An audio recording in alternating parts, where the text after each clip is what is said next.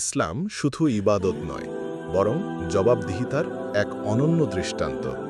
আসুন শুনি খলিফা হজরত ওমর রাদিয়াল্লাহুয়ের জবাবদিহিতার এক অনুপ্রেরণামূলক ঘটনা।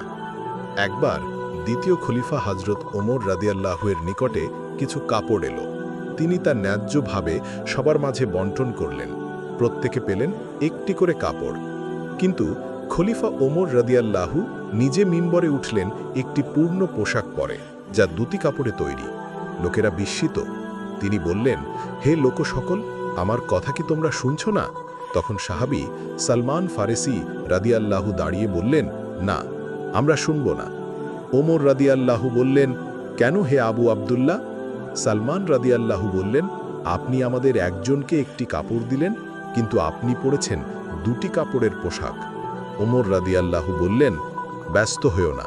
তিনি তার ছেলে আবদুল্লাহ রাদিয়াল্লাহুয়ের দিকে ইশারা করলেন। তিনি দাঁড়িয়ে বললেন, জি, অতিরিক্ত কাপড়টি আমার পক্ষ থেকে। সালমান রাদিয়াল্লাহু বললেন, এখন আপনি বক্তব্য দিন, আমরা শুনব। এই হলো ইসলামের শাসকের জবাবদিহিতা। আজকের সমাজে এমন জবাবদিহিতা কল্পনাতীত। আসুন আমরা ইসলামের এই শিক্ষা গ্রহণ করি, ন্যায়, স্বচ্ছতা এবং জবাবদিহিতা।